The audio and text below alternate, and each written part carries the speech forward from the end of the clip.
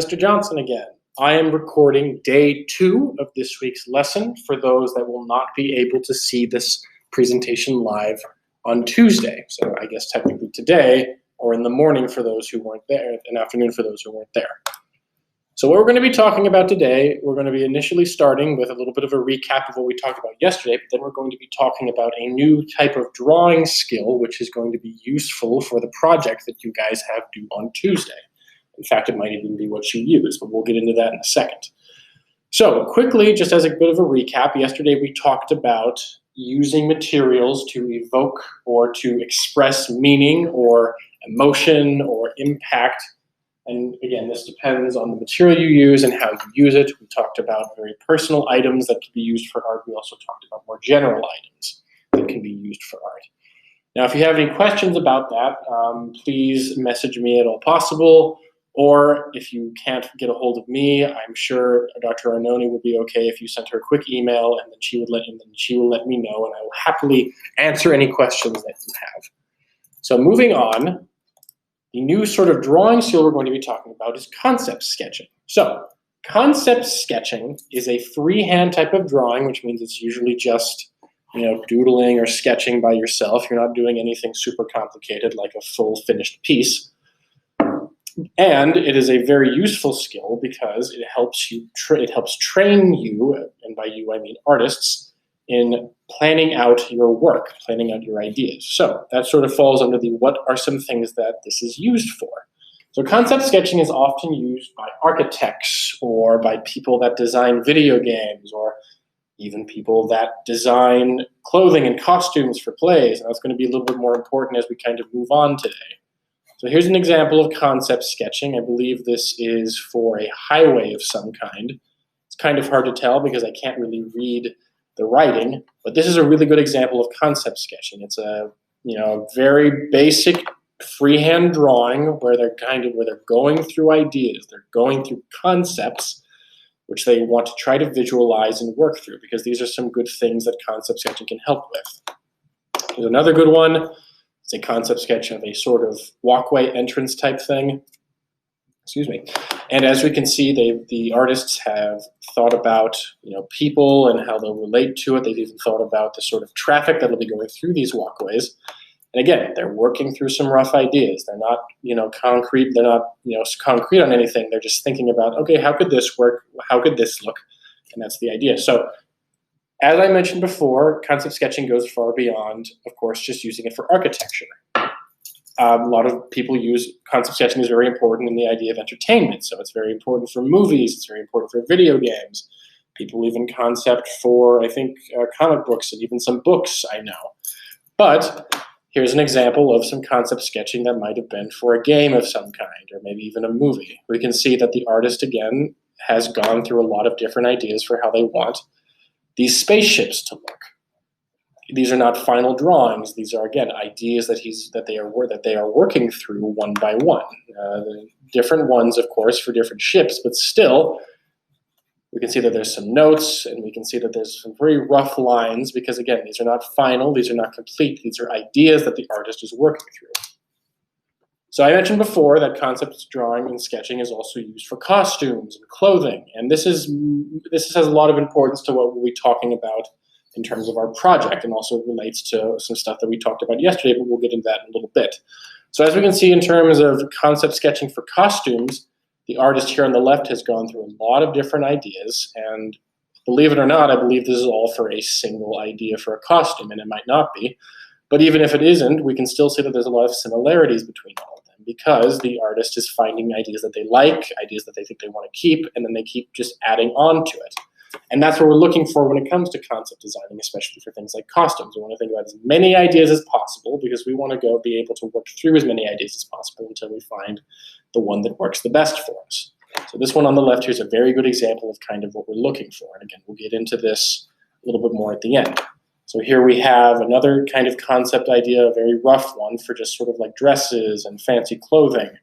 So again, going through different ideas, not really focusing on anything other than, say, like shapes and design choices, and even They don't really have any notes that they did on the other ones, but some notes are always good because they kind of help you work through your thoughts. And that's the point of concept sketching, especially when it comes to artwork or of any kind, or it's good to write your ideas down, even if it's on like a piece of paper next to a sketch.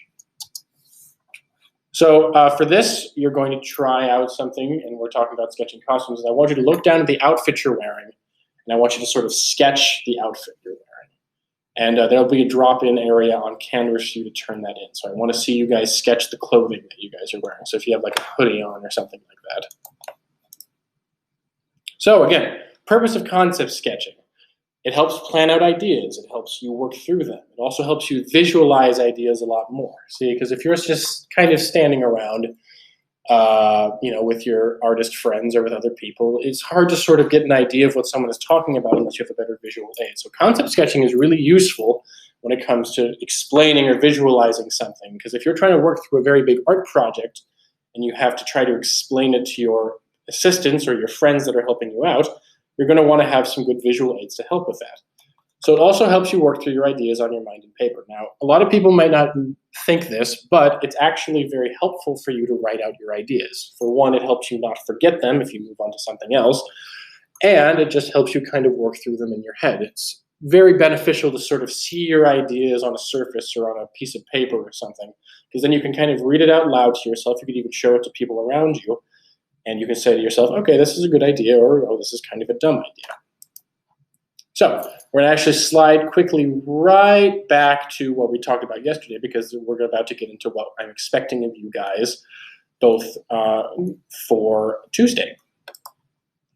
And going back to that, we're also going to look at some more examples that I was able to find of using various materials to sort of express different ideas. So here on the left, I don't know the artist that did this, but it might be hard to tell, but this is an American flag made entirely out of tiny toy soldiers. So we can kind of think about this as expressing the idea that a lot of people went into the creation of this idea that is America. Here on the right is an artist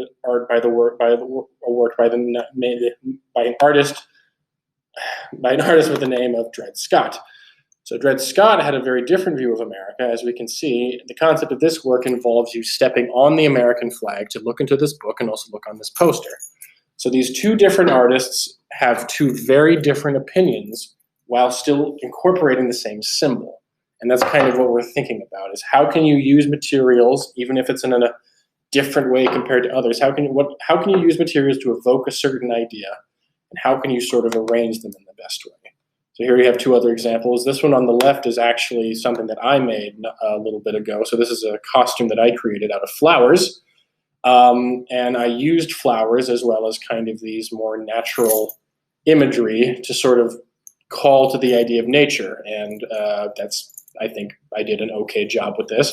Then here on the right, we have an example of a punk rock piece of art. So punk rock itself, or at least for those of you that might understand a little bit, punk rock is a type of aggressive rock. And a lot of its art is very collage inspired because a lot of it is kind of chaotic. A lot of it's kind of aggressive and jagged around the edges. So that's where this kind of idea of sort of collage-based stuff comes in terms of, punk art. And I think in this case, this is more of a discussion of the technique used, but still sort of the including of certain images, like a lot of skulls and a lot of other symbols into punk rock kind of, again, evokes that very jagged and rough image that a lot of people that try to evoke this style go for. So here's another useful thing to kind of look at, and this is not necessarily 100% accurate, and everyone is going to have their different opinion on colors. And this will also be part of sort of the project when you're thinking about it. So this is sort of a color chart, and this kind of talks about the meaning of various types of colors. So if you're planning on using colors, you could think about incorporating a color that may have a meaning behind it, either from this chart or from your own beliefs or anything like that. So if you wanted to say use green to represent growth or something like that, you could, or if you want to use green to represent something else.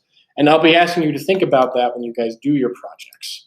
So speaking of your projects, you're going to have two options, and here you're going to have three options actually, sorry. And here are sort of two examples that I made up to sort of talk about that. The first option is I'm going to want you to make some concept sketches of a costume. So think back to the costume discussion we had about the sound suits yesterday. And what I'm looking for in these concept sketches is I want you to think about creating a costume. And then what I want you to do is I want you to make sure you think about three things. One, I want you to think about the materials you would use for this costume. So if you were to say, okay, and this is again seriously part of the project. So if you say, okay, I want to make a costume that incorporates light bulbs, you would create your concept sketches of how you think you could incorporate those light bulbs. And then I want you to make sure you write out somewhere on the page in notes why you chose light bulbs. What's the point of the light bulbs? What are they trying to evoke when people see these light bulbs? Then I want you to add some color to these concept sketches. And then at this point, I also want you to think to yourself, okay, why am I using this color? Why is this color important to me? And the third thing that I'm going to have wanting you to think about, and I want you to make sure that you get down, and this will also all be on the assignment sheet on Canvas, is why does your costume look the way it does? So why are there things covering a certain area? Why are there eyeballs on the head? Why is the cloak a long cloak? I want you to sort of think about and write in notes around your concept sketches why things look the way they are. I want you to be assessing why you're doing these things and what's the meaning and sort of the idea behind them that you want to put forward. So if we go over here, we can look at the second option you have, and that is you would create a costume portrait. And I will be including another tutorial or a demo on how to create a basic human figure for you to base them off of. But essentially what you do is you will create sort of a head and shoulders type thing. And then using materials like we talked about again yesterday and last week, you will create a costume that you would like to sort of make eventually if you'd want to. So here's my example. And much like with the concept sketches, you are going to be thinking about, one, the materials you use as well as the colors. So here we have my costume, and my idea initially would be to create a costume with eyeballs around the head, much like from my concept sketches. Now the reasoning behind that is I take a lot of inspiration from eyeballs. They're one of my favorite things to draw, actually. And they are very common in mythology, which I enjoy a lot. In fact, one of my favorite mythological figures from Greek mythology is covered in eyeballs, and I wanted to kind of evoke that, as well as my love for this kind of imagery, through this costume. Now down here, what I've used to sort of cover up the body, I've used fabric. And that is because fabric is very important to me. It's a very common thing I try to use in a lot of the work that I make. And it's also a type of color which I enjoy, which is kind of a gold greenish color. So that's why I've chosen that. Now the reason it looks like this is because I kind of enjoy I enjoy very simple things when it kind of comes to costume making. I don't like it to be super flashy. I don't like to have a lot of hanging bits. So it looks like this, mostly because I wanted to keep it very tight to the form. And also I just felt this kind of simplistic look did a lot more justice, as it also kept focus on the eyes and less on anything else. So again, I will be including some demos as to how to make the basic head and shoulder form. So you may be asking, what is the third option? So the third option will be for you to actually create your own materials costume, your own materials suit. And this might take a little bit more work than the other two, but I really want you guys to think about it and try it. Now again, if you have any more questions, the assignment sheet will be posted on Canvas hopefully by Wednesday. And that'll go through things a little bit better probably than I did in this video. And you don't really need to have anything done because again, this is not due until next Tuesday. But as a quick reminder, you will be having a progress critique on Friday in some regards, and we'll go over that a little bit later. But again, if you have any questions, please feel free to either email Dr. Arnone, who will get you in touch with me, or if you can, just get in touch with me directly. And I would love to talk to you, and I'd love to explain things a little bit better if you need it. Okay, thank you, and